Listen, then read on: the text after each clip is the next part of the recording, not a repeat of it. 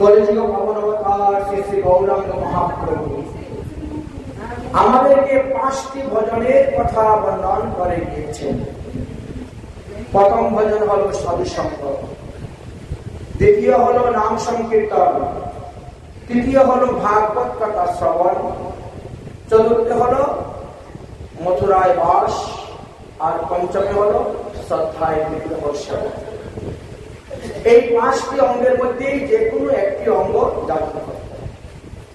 এই মহাপ্রভু স্বয়ং ভগবান, তিনি হলেন অবতার। এই মহাপ্রভুর মত, মহাপ্রভুর পথ যদি আমরা অনুসরণ করতে পারি, তাহলে আমরা এই কলির হাত থেকে রক্ষা পেতে পারি। এই কলিযুগে 3 পাদ হয়েছে অধর্ম, আর 1 পাদ মাত্র আছে ধর্ম। তাই কলি সর্বদাই আমাদের পিছে লেগে আছে, মায়া সর্বদা আমাদের পিছে লেগে আছে। শ্রীমদ্ ভগবত গীতাতে বলেছেন, দৈবীয় সংগুণময়ী মায়া দুরত্তয়া মাম বহে প্রপদ্যন্তে মায়া মেতাং আরান্তিতে। তাই এই মায়ার হাত থেকে বাঁচতে গেলে, এই কলির হাত থেকে বাঁচতে গেলে আমাদেরকে ভগবানের শরণাপন্ন হয়েই থাকতে হবে। একমাত্র তিনিই পারবেন আমাদেরকে মায়া থেকে উদ্ধার করতে। তাই খাইতে শুইতে যথা কথা নাম লও, দেশ কাল পাত্র নাহি সর্বসিদ্ধি হও, সবাই সিদ্ধি লাভ করতে পারবে। তাই মহাপ্রভুর এই অবদান এই কলিযুগে আমাদেরকে রাধা প্রেম, রাধা দাস্য, গোপী প্রেম, বজ প্রেম দান করে দিয়েছে। যে কোনো শুভ কার্য, শুভ মুহূর্তে হরিনাম সংকীর্তন করা একান্ত প্রয়োজন। 64 প্রকার ভজনের মধ্যে প্রথম ভজন বা শ্রেষ্ঠ ভজন বলা হয়েছে এই নাম সংকীর্তন। এক অঙ্গ সাধে কিংবা সাধে বহু অঙ্গ, নিষ্ঠা হতে হবে তার প্রেমের তরঙ্গ। উঠে দাঁড়িয়ে যাও না, অসুবিধা হলে।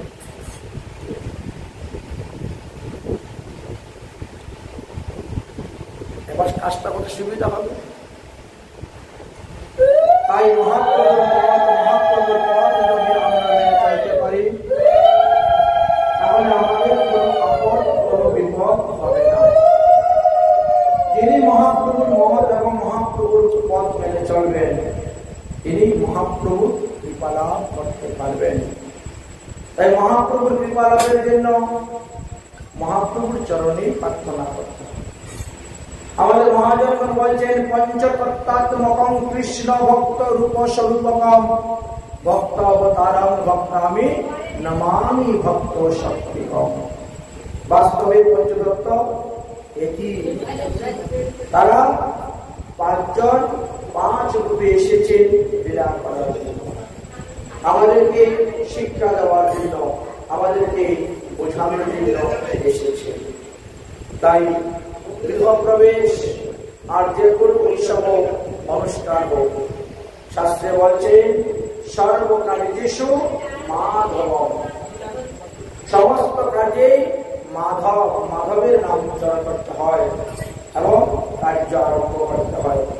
যে কোনো কাজ, এই মালাটা পরাই দিলে থাকলে বাজাইতে অসুবিধা হবে। হ্যাঁ,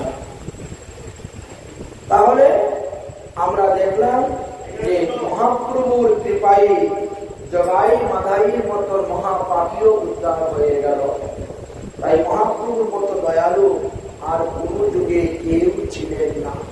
সত্যযুগ, ত্রেতাযুগ, দাপর যুগে যত মহাজন এসেছে, ভগবানের যত অবতার এসেছে, কিন্তু কেউই মহাপ্রভুর মতো দাতা ছিলেন না। এই জন্য মহাপ্রভুকে বলা হয়েছে দাতা শিরোমণি।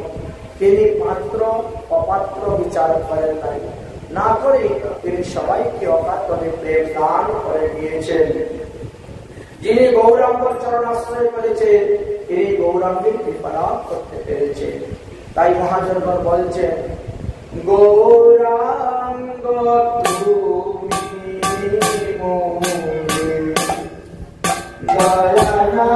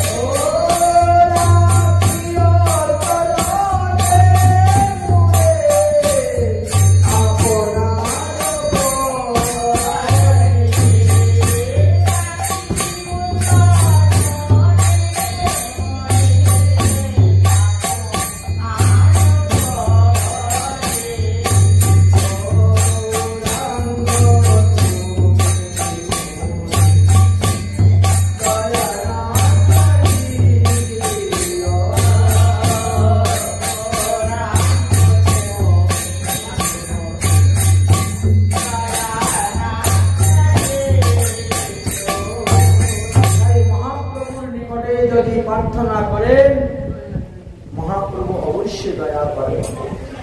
মহাপ্রভুকে বলা হয়েছে দাতা শিরোমণি। এই যে আজকে গৃহপ্রবেশের শুভ দিন উপলক্ষে গৃহপ্রবেশ হয়েছে এবং সেই উপলক্ষে আমাদের হরিকথা আস্বাদনের ব্যবস্থা করা হয়েছে। গৃহপ্রবেশে কি করতে হয়? আমাদের ভূমি পূজা করতে হবে।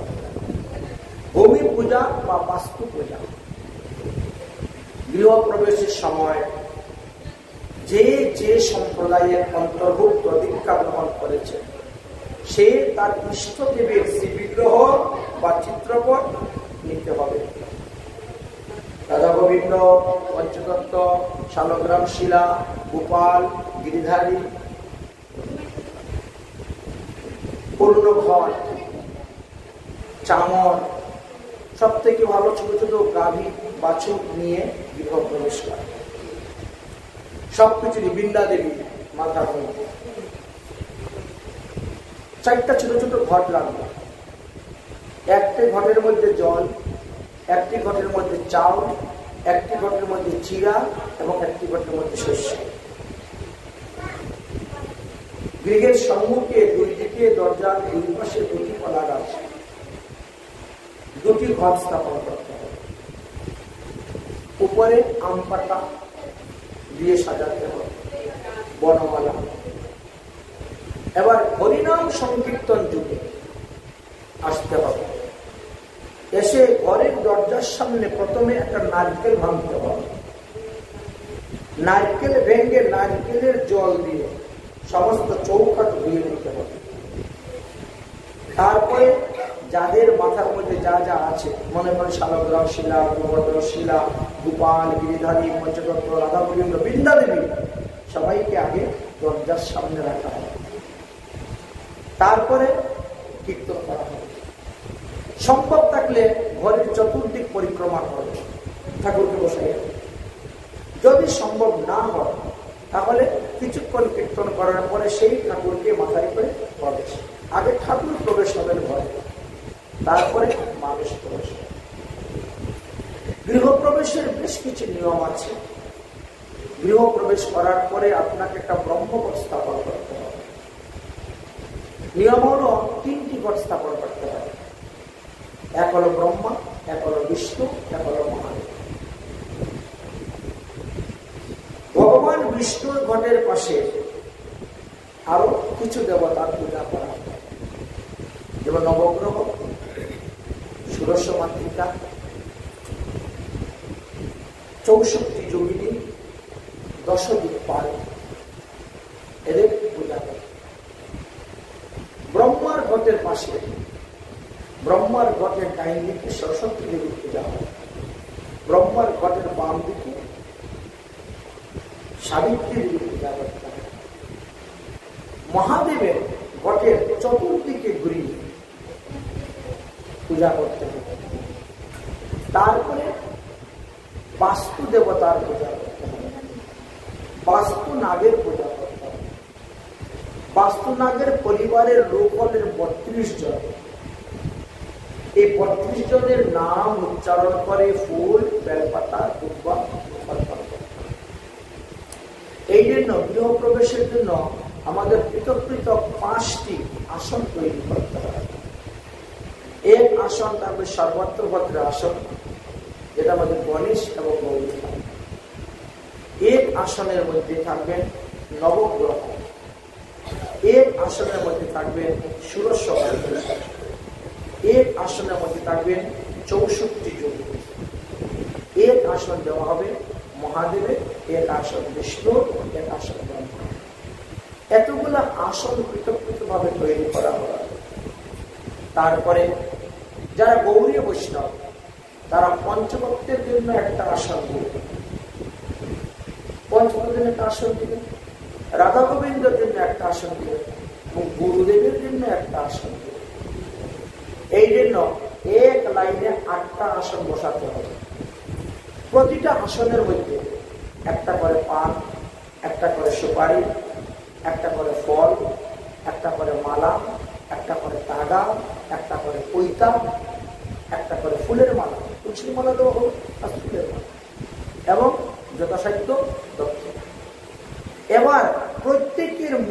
মন্ত্র, প্রত্যেকের বীজ মন্ত্র উচ্চারণ করে আপনাকে সেই আসনের পূজা করতে হবে, সেই আসনের ভোগ লাগাইতে হবে। কমসে কম আপনাকে 28টা ভোগ লাগাতে হবে। তারপরে কি করবে? ঈশান কোণে হবে জলের ঘর, অগ্নিকোণে হবে চালের ঘর, নৈরিত কোণে হবে চিরার ঘর, আর বায়ুকোণে হবে শস্যের ঘর। এই 4 কোণায় 4টি ঘর স্থাপন করতে হবে। তারপরে 4 বেদ অনুসারে সেগুলো পূজা করতে হবে। পরে আপনি যখন সেই গৃহ প্রবেশ করবেন, তখন সেই গৃহ প্রবেশে যদি কোনো বাস্তুদোষ থেকে থাকে সেটা নিবৃত্তি হয়ে যায়। এই জন্য গৃহ প্রবেশের কিছু বিধি বিধানের কথা শাস্ত্রে বর্ণনা করে দিয়েছে। তারপরে কোন ঘরে কে শয়ন করবে সেও বিষয় আছে। আপনি 2টা 3টা 4টা যে কটা ঘর বানিয়েছেন, ঘরের পূর্ব ঘরে কে থাকবে, পশ্চিম ঘরে কে থাকবে, উত্তরের ঘরে কে থাকবে, দক্ষিণের ঘরে কে থাকবে, তার আছে। বাচ্চারা কোন ঘরে থেকে লেখাপড়া করলে ভালো হবে, স্বামী স্ত্রী কোন ঘরে থাকলে পরে সন্তান উৎপাদন তাড়াতাড়ি হবে, অসুখ বিসুখ রোগ সুখ ব্যাধি হবে না। আপনার রান্নাঘর, আপনার ভান্ডার ঘর, আপনার ঠাকুর ঘর কোনটা কোন দিকে রাখলে পরে আপনার মঙ্গল হবে, যদি না জানেন তাহলে আপনার সর্বদা অমঙ্গল অশুভ লেগেই থাকবে। এই জন্য বাস্তুদোষ নিবারণ করার জন্য বাস্তু বিষয়ে যাদের অভিজ্ঞতা আছে তাদের সঙ্গে আগে পরামর্শ করে গৃহ নির্মাণ করতে হবে। আমাদের যে বাস্তুনাগ আছে তিনি 3 মাস পর পর মাথা পরিবর্তন করে থাকেন। বাস্তুনাগ যখন যেদিকে মাথা থাকবে সেই দিকে ঈশান দিকে নারী গৃহ প্রবেশ করতেন।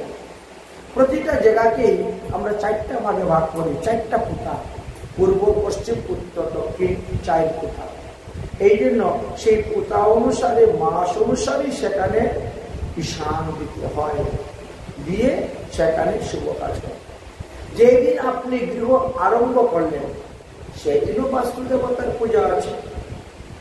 সেই দিন আপনি ঈশানের জন্য যে গর্ত তৈরি করেছেন সেই গর্তের মধ্যে তামার ঘট বসাতে হবে এবং রূপার নাগ বানিয়ে আনতে হবে। তামার ঘট রূপার নাগ ওখানে বসিয়ে সেখানে পুজো করা হবে। 5টা ইটের বিশেষ করে পূজা করা হবে, বাকি 32টা ইটের সামান্য পূজা করা হবে। ওখানে পূজা সমাপ্ত হওয়ার পরে 5টা ইটের দ্বারা সেই ব্রহ্মবটকে ঢেকে দেওয়া হবে। তারপরে ওখানে মশলা সিমেন্ট মেরে দেওয়া হবে এবং ওই ঈশানের যে ব্রহ্মবট, ব্রহ্মবটের উপরেই হবে তোমার পিলা, এটাকে সরানো হবে না, ওই ঘটের উপরেই তোমার পিলা। তারপরে আপনি গৃহ নির্মাণ করলেন। যেভাবে শুভ দিন, শুভ মুহূর্ত, শুভ সময় থেকে গৃহ আরম্ভ করতে হয়, ঠিক তেমনি ভাবে শুভ দিন, শুভ মুহূর্ত, শুভ সময় থেকে গৃহ প্রবেশ করতে হয়। দেখবেন কিছু কিছু লোক আছে ভাড়াটি ঘরে থেকে খুব আয় উন্নতি হচ্ছে, কিন্তু নিজে জায়গা কিনে ঘর বানিয়ে যখন গেল তখন তার দিন দিন খালি লোকসান হচ্ছে, রোগ সুখ ব্যাধি ছাড়ে না, আয় উন্নতিও তেমনটা করতে পারছে না। কারণটা কি? বাস্তুদোষ। এই জন্য বাস্তুদোষ নিবারণ করে বাস্তু গৃহে বাস করলে জীবের মঙ্গল এবং কল্যাণ সাধিত হয়। এই জন্য আমাদের বাস্তু গোপাল নামে একখানা গ্রন্থ আছে, বাস্তু গোপাল। সেই গ্রন্থটা পড়লে পরে আপনারা বুঝতে পারবেন। তারপরে গরুর পুরাণে আলোচনা করা আছে আপনার বাড়ির কোন দিকে কি কি গাছ লাগাতে পারবে। পূর্ব দিকে কি গাছ লাগাইলে আপনার মঙ্গল হবে, পশ্চিম দিকে, উত্তর দিকে, দক্ষিণ দিকে কোন কোন গাছ লাগালে আপনার কি লাভ হবে।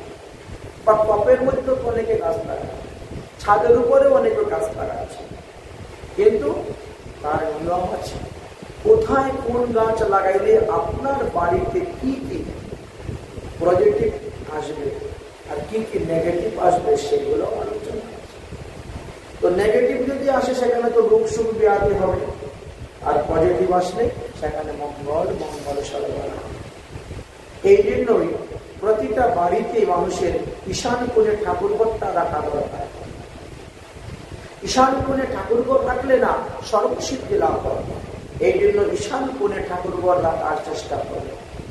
হয়তো ঠাকুর পূর্ব দিকে বসা অথবা উত্তর দিকে বসা, এই দুই দিকেই ধন সম্পত্তির আগমন হয়ে থাকবে। দক্ষিণ দিকে পশ্চিম দিকে ঠাকুর বসাইলে ধন সম্পত্তি আসবে না, তবে শান্তি লাভ করতে পারে, সুখ লাভ করতে পারে। টাকা থাকলে যে সুখ এমন কথা নয়। অনেকের লক্ষ লক্ষ টাকা আছে কিন্তু সুখ নেই, শান্তি নেই, পরিবারের কেউ কাউকে মানে না, কারোর কথা শুনে না। কিন্তু টাকা পয়সার তো অভাব নেই, সুখের অভাব, শান্তির অভাব, আনন্দের অভাব, ভালোবাসার অভাব। বুঝেছি? এই জন্যই শাস্ত্র সিদ্ধান্ত দেখতে হয়, অথবা শাস্ত্রবিদ পণ্ডিত যারা তাদের সঙ্গে আলোচনা করে সেই সমস্ত কার্য করতে হয়। অগ্নিকোণে সর্বদাই রান্নাঘর রাখতে হয় এবং রান্না পূর্বমুখী হয়ে যদি রান্না করে সব থেকে মঙ্গল। পূর্বমুখী রান্না, এত ভিন্ন পশ্চিম দক্ষিণ উত্তর ততটা শুভ নয়। একমাত্র ঈশান অগ্নিকোণে রান্নাঘর থাকবে এবং পূর্বমুখী হয়ে রান্না করবে। ল্যাট্রিন বাথরুমটা একেবারে কোণার মধ্যে রাখতে নেই। কোণা থেকে একটু জায়গা ছেড়ে হয় আপনি নৈরিত কোণে বা বায়ু কোণে বা নৈরিত কোণের বায়ু কোণের মাঝামাঝি স্থানে রাখতে পারেন, বা দু চার হাত রেখে দিয়ে জায়গা তারপরে রাখতে হবে। একবারে কোণাতে রাখতে হবে। গোয়াল ঘর কোন দিকে রাখবেন? এখনকার দিনে তো গোয়াল ঘর নেই, আগেরকার দিনে তো লোকের গোয়াল ঘর ছিল। এবং উঠান, আঙ্গিনা, আঙ্গিনাটাও মাপ আছে। এই যে ঘর নির্মাণ করা হয়েছে, এই ঘরের মালিক যিনি, জায়গার মালিক যিনি, বাড়ির মালিক যিনি, তার হাতে মেপে ঘর তৈরি করা হয়। ঘরের আবার কতগুলো নিয়ম আছে।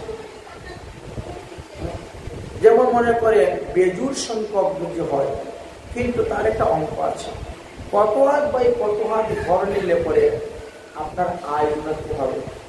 ঘরের আয়, ঘরের ব্যয়, ঘরের জাতি, ঘরের গ্রহ, ঘরের নক্ষত্র, ঘরের নাম, এতগুলো জিনিস বিচার করা হয়। এতগুলো জিনিস বিচার করে যদি সুন্দরভাবে করা হয়, তাহলে সেই ঘরের লোক আয় উন্নতি লাভ করতে হবে, অসুখ বিসুখ থেকে মুক্তি লাভ করতে হবে। এই জন্য প্রতিদিন যদি দেখা যায় কোনো নেগেটিভ আসতেছে, তাহলে প্রতিদিন ধূপ দেখাও, ধুনা। এই যে আমরা সন্ধ্যা আরতি করি, আমরা কর্পূর বাতি দিই, ধূপ ধুনা দেখাই, এর দ্বারা কিন্তু অনেক নেগেটিভ পয়েন্ট নষ্ট হয়ে যায়। বলেছে এই জন্য প্রতিদিন ধূপ ধুনা দেখাতে হয় ঠাকুর ঘরে। গৃহ প্রবেশ হওয়ার পর সেই গৃহেতে বাস করতে হয়, গৃহকে ফেলে রাখতে হয়। দরজা জানালা তৈরি হওয়ার পরেই গৃহ প্রবেশ করাটা মঙ্গল। কারণ না হলে যদি কোনো পশু পাখি জানোয়ার ঢুকে যায়, অপবিত্র যে সমস্ত বস্তু যাহা ঢুকলে পরে অমঙ্গল অশুভ হয়, তাদের রাস্তাগুলা আগে বন্ধ করে তারপরে গৃহ প্রবেশ করা অতি উত্তম এবং মঙ্গল। গৃহ প্রবেশে ভগবানের নাম সংকীর্তন, কীর্তন, গীতা ভাগবত আদি পাঠ, সাধু সেবা, বৈষ্ণব সেবা বা হরিনাম সংকীর্তন, এর দ্বারা নিজের মঙ্গল কামনা হয়ে থাকে। এই জন্যই সর্বগ্রন্থ সর্বশাস্ত্রে সর্বদা সর্বজীবের মঙ্গলের জন্যই বর্ণন করে দিয়েছেন। তাই গ্রন্থ অধ্যয়ন করে সেই মাঙ্গলিক শুভ বিষয়গুলা জেনে যদি মাঙ্গলিক কার্য করা হয় তবেই তো মঙ্গল। তাই মঙ্গলের আধারই হলেন আমাদের ভগবান। ভগবানের নাম যেখানে নিবে, ভগবানের পুজো যেখানে পাবেন, সেখানে অপূরণ দ্রব্য পূরণ হয়ে যাবে, অশুভ দ্রব্য শুভ হয়ে যাবে, অমঙ্গলটা মঙ্গল হয়ে যাবে। এই জন্য ভগবানের জন্য সুন্দর আসন, সুন্দর স্থান রাখতে হবে। কিন্তু বর্তমান জগতের মানুষ নিজেদের থাকার জন্য কত বাড়ি ঘর বানায়, ভগবান থাকার মতো সেরকম অনুকূল পরিবেশ পায়। একই ঘরের মধ্যে মানুষ এবং ভগবান ঠাকুরের আসন থাকা উচিত নয়। যদি দেখেন যে আপনার জায়গার অভাব, তাহলে আপনি একটা প্লাইউড দিয়ে আলাদা ঘরের মতন করে দেন, অথবা একটা কাপড় দিয়ে আলাদা করে দেন। বিভিন্ন বাড়িতে যাওয়ার পরে দেখা যায় ঠাকুরের সিংহাসন নিচে মানুষ চোখের উপরে উঠে বসে পা ঝুলাচ্ছে, ভগবানের মাথার উপর তারা ঘুমাচ্ছে, বসতেছে, পা ঝুলাচ্ছে। তারপরে গৃহস্থ আশ্রমের লোক, তারা তো সর্বদা পবিত্র থাকতে পারে না, অপবিত্র অশুচি প্রায়ই থাকে। কিন্তু শাস্ত্রে বলছে অপবিত্র অশুচি অবস্থায় ঠাকুর ঘরে প্রবেশ করা নিষেধ। একই ঘরে যদি মানুষ এবং ঠাকুর থাকে, তাহলে আপনাকে একটা পর্দা দিয়ে আলাদা করতে হবে। যদি আপনি কলঙ্কের মধ্যে শয়ন করেন, তাহলে ভগবানের জন্য একটা টেবিল নিয়ে আসেন, টেবিলের উপরে ঠাকুর বসান, যাতে আপনার চৌকি বা কলঙ্ক থেকে ঠাকুর একটু উপরে থাকে। না হলে পদে পদে অপরাধ হবে। অপরাধ এমন এক বস্তু, সে ছাড়ে না কাউকে। সাধারণ পাপ করলে যে সাধারণ পাপ তো হরিনামের দ্বারা চলে যায়, কিন্তু অপরাধ হরিনামের দ্বারাও যায় না। আপনি যে হরিনাম করতেছেন, সেই হরিনাম করে সদা অপরাধের বিচার। সেই হরিনামও অপরাধের বিচার করে। এই বেচারা হরিনাম করতেছে ঠিক, কিন্তু এই বেচারা নাম অপরাধ, ধাম অপরাধ, সেবা অপরাধ, বৈষ্ণব অপরাধ আছে। সুতরাং তাকে আমি ফল দেব না। হরিনাম করে সদা অপরাধীর বিচার। আপনি অপরাধ শূন্য হইয়া যদি 4 মালা জপ করেন, এত আপনার লাভ আছে। আর অপরাধ সংযুক্ত যদি 1 লক্ষ মালা জপ করেন, তথাপিও আপনি ফল লাভ করতে পারবেন না। তাই অপরাধ শূন্য হইয়া লোক কৃষ্ণ নাম, কৃষ্ণ মাতা, কৃষ্ণ পিতা, কৃষ্ণ মাতা। কৃষ্ণের সংসার করো ছাড়ি অনাচার, জীবে দয়া বৈষ্ণব সেবন সর্বধর্ম সার। এই তো শ্রী চৈতন্য চরিতামৃত গ্রন্থের মূল কথা। এটাই মহাপ্রভুর মত, এটাই মহাপ্রভুর মত। মহাপ্রভু বলেছে, জীবে দয়া নামে রুচি বৈষ্ণব সেবন, ইহা ছাড়া ধর্ম নাই বিষ্ণু সনাতন। তাই ধর্মের যে 5টি লক্ষণের কথা বর্ণন করে দিয়েছেন, তার মধ্যে প্রথম লক্ষণ হলো অহিংসা পরম ধর্ম। আপনাকে যদি ধার্মিক হতে হয়, তাহলে অহিংসা পরম ধর্ম ধারণ করতে হবে। কোন প্রাণীকে হিংসা করতে পারবেন না। অস্ত্রায়ম, কখনো চুরি করতে পারবেন না। আমরা কোনো কিছু যা কিছু সেবন করতেছি, যদি ভগবানকে না দিয়ে খাই, তাহলে সেটা আমাদের চুরি করে খাওয়া হবে।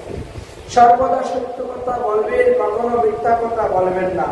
দেহের মধ্যে আপনার 5টা জ্ঞানেন্দ্রিয়, 5টা কর্মেন্দ্রিয় আর একটা মন, 11 ইন্দ্রিয় আছে। এই 11 ইন্দ্রিয়কে সর্বদা সংযম রাখিবেন এবং দেহকে সর্বদা পবিত্র রাখিবেন। পবিত্র দেহেই হরিভজন করা যায়। হরিভজনে নাহি জাতি কুলাদির বিচার, যে হরি ভজে তিনি হরির হয়ে যান। ভগবান বলছে, যে ভক্ত আমারে যেভাবে ভজে, আমিও তারে সেভাবে ভজি, এ মোর স্বভাবে। তাই ভগবানের স্বভাবটাই এটা। আপনি যেভাবে ভগবানকে ভজবেন, সেভাবেই ফল পাবেন। ভগবান আপনাকে ফল দেবেন।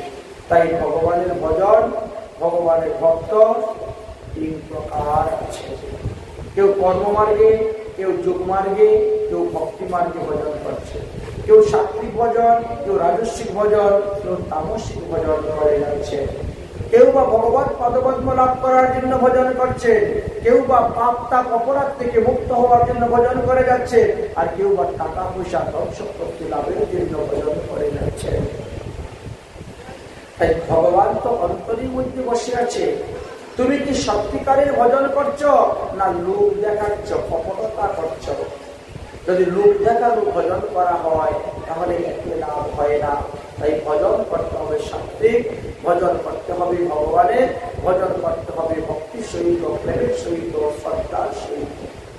কিন্তু সেই প্রেম, সেই ভক্তি, সেই শ্রদ্ধা কখনো কারো হৃদয়ে আপনা আপনি উদয় হয় না। এইগুলো আসে একমাত্র সাধু সঙ্গের দ্বারা, এইগুলো আসে একমাত্র সাধু গুরু বৈষ্ণবের কৃপার দ্বারা। কিন্তু কৃপা মানে তো পরে পাবো। যদি তুমি কোনো কিছু না করো তাহলে কৃপা হবে। আমরা শুধু মুখে মুখেই বলে যাই, কিন্তু কার্য দ্বারা তো করি না। যদি কার্যভাবে কেউ করতে পারে তাহলে তার মঙ্গলই হবে। যেমন ধরেন জগাই মাথায় অজ্ঞান অবস্থায় ছিলেন যখন, কত না পাপ করেছেন, কিন্তু যখন নিতাই চাঁদের কৃপা হলো, মহাপ্রভুর কৃপা হলো, তখন তারা সমস্ত পাপ বৃত্তি থেকে নিবৃত্ত হয়ে গেলেন। প্রতিদিন 3 লক্ষ হরিনাম করতে, মস্তক মুন্ডন করে শিকারাকে দাদর সঙ্গে তিলক করতে। চিন্তা হচ্ছে। তারপরে গঙ্গার ঘাটে যে সমস্ত লোক আসত তাদের হাতে ধরে, পায়ে ধরে পূর্ব অপরাধের ক্ষমা চেয়ে নিতেন। এমনই ভজন করেছিলেন। তাই ভগবান বলছেন, তোমরা দীক্ষা গ্রহণ করার পর আর পাপ কর্ম করবে। দীক্ষা কালে ভক্ত করবে আত্মসমর্পণ, সেই কালে কৃষ্ণ কালে করেন আত্মসম। আত্মসমর্পণ করে দেওয়ার কথাই বর্ণন করেছিলেন। ভগবান তো বলে গেছেন, ওরে জগাই, ওরে বাধাই, কোটি জন্মে যত পাপ আছে তোর, আর যদি না করিস সব দায়। কোটি জন্মে যত পাপ আছে, কে বলেছিলেন? মহাপ্রভু। কোটি জন্মে যত পাপ আছে তোর, আর যদি না করিস সব দায়। শেষে কি হয়ে গেল জগাই মাদের?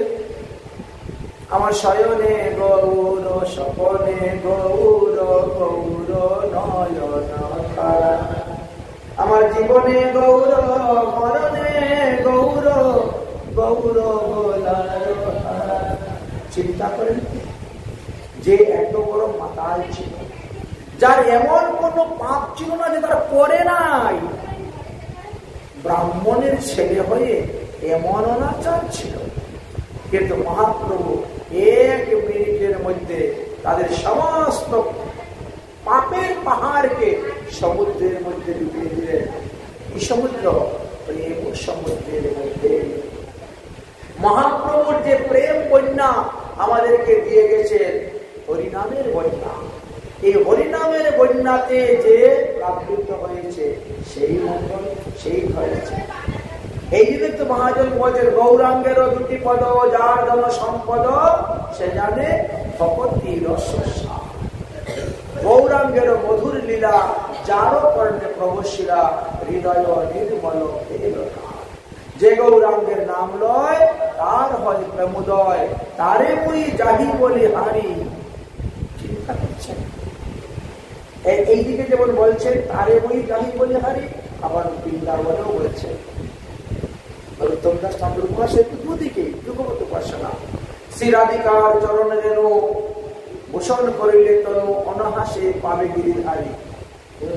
শ্রী রাধিকার চরণ আশ্রয় করিয়াছে যে মহাশয়, তারে মুই যাহি বলি হারি। এই দেখেছেন, দুটাই অবশ্য আছে। তাহলে আমাদের মহাজনগণ বললেন যে তোমরা যুগপত উপাসনা করো, একদিকে পঞ্চভূতের উপাসনা করো, আরেকদিকে রাধা গোবিন্দের উপাসনা করো, যুগপত। তাই মহাপ্রভু অচিন্ত ভেদাভেদ মত, এবং তিনি আমাদেরকে এই রাধা গোবিন্দের উপাসনার কথা বর্ণনা করে গেছে, এবং মহাজনগণের দ্বারা তাহা প্রকাশ করে দিয়েছে গ্রন্থ আকারে। রূপ সনাতন আদি গোস্বামী গণের উপরে মহাপ্রভু নিজের শক্তি প্রয়োগ করে দিয়েছেন, আর দিয়ে তাদেরকে বললেন, যাও তোমরা লুপ্ত তীর্থ উদ্ধার করো, বৈষ্ণব শাস্ত্র গ্রন্থ রচনা করো। তাই বৈষ্ণব শাস্ত্র গ্রন্থ রচনা করেছে। আমাদের গোপাল ভট্ট গোস্বামী পাদ প্রচুর পরিশ্রম করে হরিভক্তি বিলাস নামক গ্রন্থ রচনা করে। এই হরিভক্তি বিলাস নামক গ্রন্থেতে যত শাস্ত্র, যত পুরাণ, সবার সুসিদ্ধান্ত দেওয়া আছে। ওই একটানা হরিভক্তি বিলাস গ্রন্থ যদি কেউ পড়ে, তাহলে আর কোনো গ্রন্থ পড়া তার বাকি থাকে না, সমস্ত গ্রন্থই তার পড়া হয়ে যায়। এমনই মহিমার কথা বর্ণন করেছে। সেই হরিভক্তি বিলাসেও আমাদের বৈষ্ণব বিধি অনুসারে শ্রাদ্ধ, গৃহ প্রবেশ, বাস্তু পূজা, ভূমি পূজা, গৃহ আরম্ভ, বিগ্রহ প্রতিষ্ঠা, মন্দির প্রতিষ্ঠা আর এই সব তত্ত্বের কথা বর্ণন করে গিয়েছে। দীক্ষা, পুরস্চরণ থেকে আরম্ভ করে কিছুই বাদ দিয়ে যায় নাই। অতএব সেই গ্রন্থখানা যদি আস্বাদন করতে পারে, তাহলে মানুষ নিজেই নিজের ভুলকে বুঝতে পারবে, নিজেই নিজের ত্রুটি অজ্ঞানতাকে বুঝতে পারবে এবং নিজেই চেষ্টা করবে সেই অজ্ঞানরূপী অন্ধকার থেকে বেরিয়ে আসার জন্য জ্ঞানরূপী আলো অনুসন্ধান করতে পারবে। এই জন্য মহাজন জনগত সফলতা, আমাদের মহাজনগণ যেইভাবে যেই পথ অগ্রসর হয়ে গিয়েছেন, আমাদেরকেও সেই মত, সেই পথ অবলম্বন করে নেওয়া প্রয়োজন। প্রত্যেকের কাছে, প্রত্যেকের মহাজন, প্রত্যেকের গুরুদেব ঈশ্বর সমতুল্য। তাই তার শ্রদ্ধা, ভক্তি, প্রেম সবকিছু থাকে। তথাপিও দেখা যায় আমাদের এক এক মহাজনের এক এক মত, এক এক মহাজনের এক এক পথ। কেউ অদ্বৈতবাদী, কেউ দ্বৈতবাদী, কেউ দ্বৈত অদ্বৈতবাদী, কেউ শূন্যবাদী, কেউ ব্রহ্মবাদী, এইভাবে। তো সাধারণ মানুষ তখন বিভ্রান্তের মধ্যে পড়ে যায়। আমরা কোন আচার্যের মত গ্রহণ করব, আমরা কোন মহাজনের মত গ্রহণ করব, আমরা কোন মহাজনের পদ গ্রহণ করব। যখন ব্যাসদেব বললে আপনারা সোজাসুজি ভাগবত ধর্মে প্রবেশ করুন, সোজাসুজি ভাগবত কথা শ্রবণ করুন, ভাগবত কথা কীর্তন করুন, ভাগবতে যে সিদ্ধান্তের কথা বলে গেছে সেটাই আপনি পালন করুন। মহাপ্রভু নিজেই ভাগবত ধর্ম সাক্ষাৎ প্রচার করে গিয়েছেন। আপনি আচরি ধর্ম জীবের শিখায়, আপনি না আচরিলে শেখানো না যায়। এই মহাপ্রভু নিজে আচরণ করে শিখিয়ে দিয়েছেন। ভগবান কৃষ্ণচন্দ্র নিজে আচরণ করে শিখিয়ে গেছেন। ভগবান রামচন্দ্র নিজে আচরণ করে শিখিয়ে গিয়েছেন।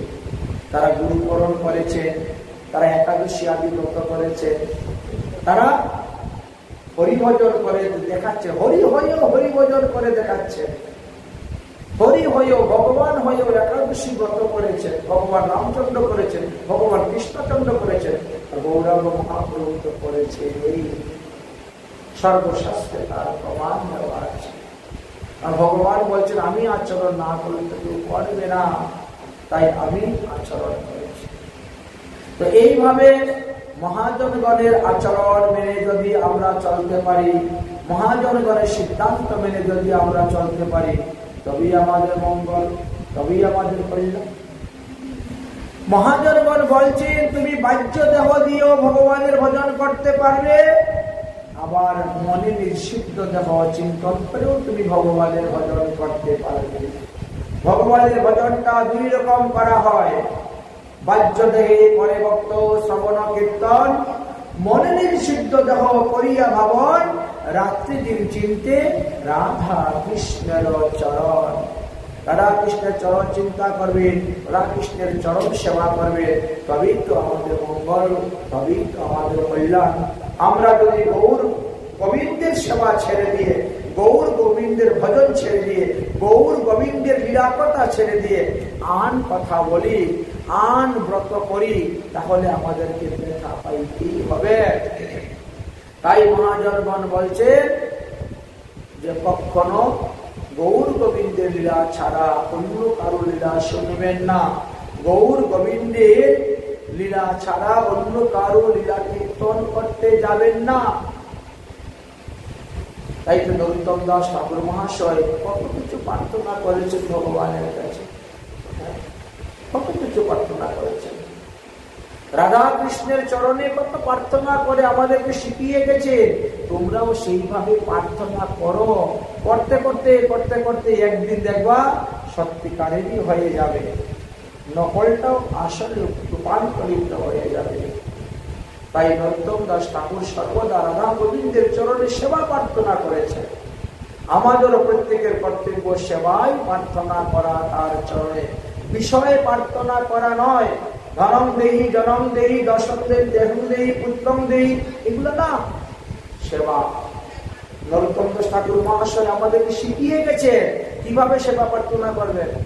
রাধা কৃষ্ণ প্রাণ মোর জীবন কিশোর,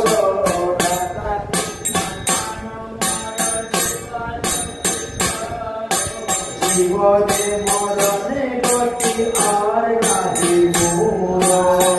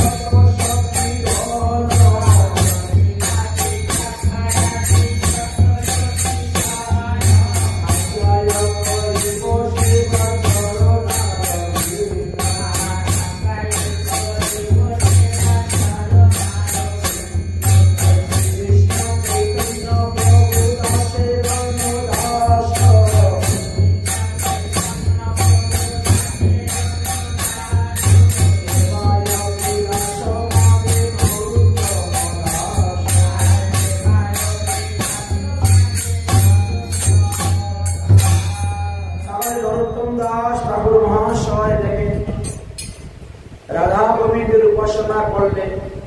কি বলে শেষে? শ্রীকৃষ্ণ চৈতন্য প্রভু দাসী দাস। নরোত্তম দাস ঠাকুর তো সাধারণ ব্যক্তি নয়, নিত্যানন্দ প্রভুর আবেশ অবতার। নরোত্তম দাস ঠাকুর মহাপ্রভুর আবেশ অবতার হলে শ্রীনিবাস আচার্য, আর অদ্বৈত প্রভুর আবেশ অবতার হলে শ্যামানন্দ। তারা কোন সাধারণ ব্যক্তি নয়।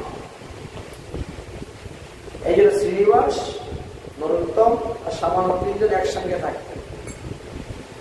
এদিকে গৌরাঙ্গ নিত্যানন্দ অদ্বৈত, এদিকে তারা তিনজন বৃন্দাবনে চলে যে গোস্বামীর পাশ থেকে সর্বশাস্ত্র বিশারদ করেন।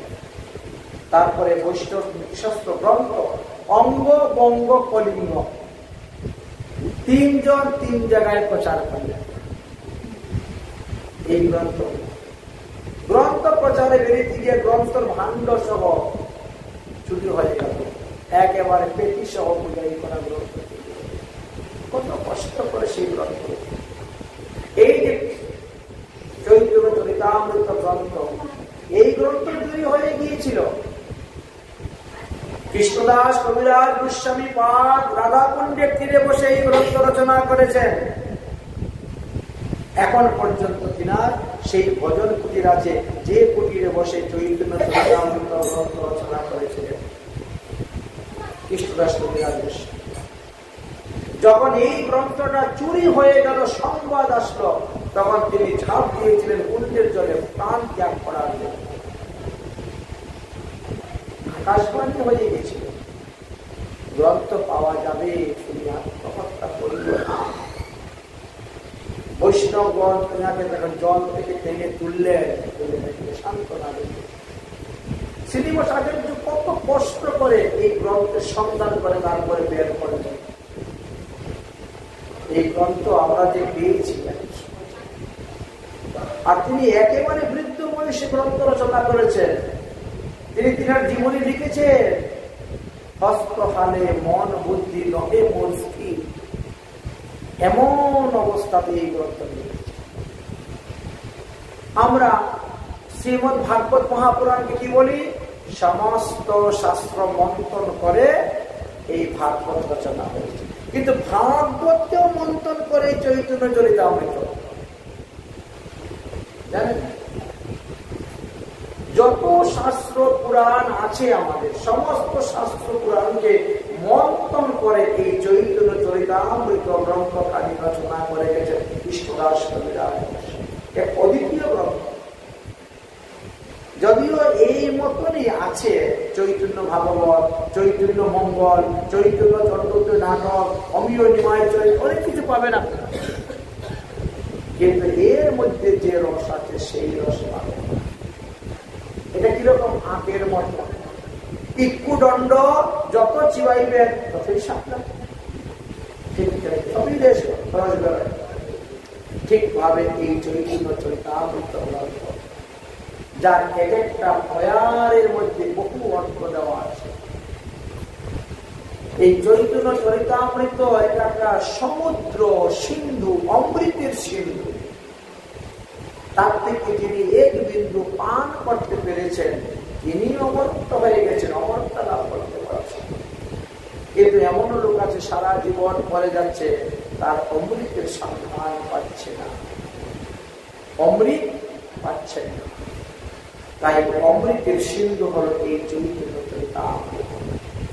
এর মধ্যে মহাপ্রভুর পঞ্চমূর্তির উপাসনার কথা যেমন দেওয়া আছে, তেমন রাধা গোবিন্দের ভজনের কথাও বলা আছে, চূড়ান্ত পর্যায় সিদ্ধান্তের কথা দেওয়া আছে। রায় রামানন্দ সংবাদ যদি কেউ পড়ে তবেই বুঝতে পারবেন কৃষ্ণ তত্ত্ব, রাধা তত্ত্ব, প্রেম তত্ত্ব, ভক্তি তত্ত্ব, ভক্ত তত্ত্ব, ভাগবত তত্ত্ব, ওখানে সমস্ত তত্ত্বের কথা বর্ণন করে দিয়েছে। এত সুন্দর বিস্তারিত ভাবে এই গ্রন্থটি রচনা করে তুলে ধরেছে। যদি চৈতন্য চরিতামৃত গ্রন্থ না থাকত, আমরা গৌর তত্ত্ব, নিতাই তত্ত্ব, অদ্বৈত তত্ত্ব, গদাধর পণ্ডিত, সুভাষ পণ্ডিত জানতাম না। আর এর থেকেও আরো জানানোর জন্য কবি কর্ণফুল আমাদেরকে দিয়ে গেলেন গৌরীয় বৈষ্ণব অভিধান। গৌরীয় বৈষ্ণব অভিধান যদি পড়েন তাহলে সেখানে জানতে পারবেন কে পূর্ব লীলায় কি ছিলেন। এই কলিযুগে মহাপ্রভুর সহায়তা করার জন্য যিনি এসেছেন তিনি পূর্ব জন্মে কি ছিলেন সেটাও জানতে পারবেন। এই জন্য তিনার বাড়ি কোথায়, ঘর কোথায়, কোথায় নিবাস করেছিলেন, কিভাবে ভজন করেছেন তাও দেওয়া আছে গৌরীয় বৈষ্ণব অভিধানের মধ্যে সব। এইভাবে আমাদের মহাজনগণ আমাদের মঙ্গলের জন্য, কল্যাণের জন্য অনেক অনেক গ্রন্থ রচনা করে দিয়েছে। তাই বৈষ্ণব শাস্ত্র আদি গ্রন্থ রচনা করো, গ্রন্থ অধ্যয়ন করো, গ্রন্থের প্রচার প্রসার করো, তবে আমাদের সম্প্রদায় আরো উন্নত হবে, আরো উন্নতিকে গমন করতে হবে। তাহলে আজকের মতো ভাগবতীয় কথা আমরা এখানে বিশ্রাম দিচ্ছি। জগৎপরম পদবষ্টম ভাত্রা ইনষ্ট ইয়দ্ভবে তৎসর্বং নমঃ মুষিদ্ধং পরমেশ্বরং সর্বভৌম সুখিনা সর্বশান্তনাময়া সর্বভদ্রাং পরিশুদ্ধ মা পরিশুদ্ধ ভাগবে।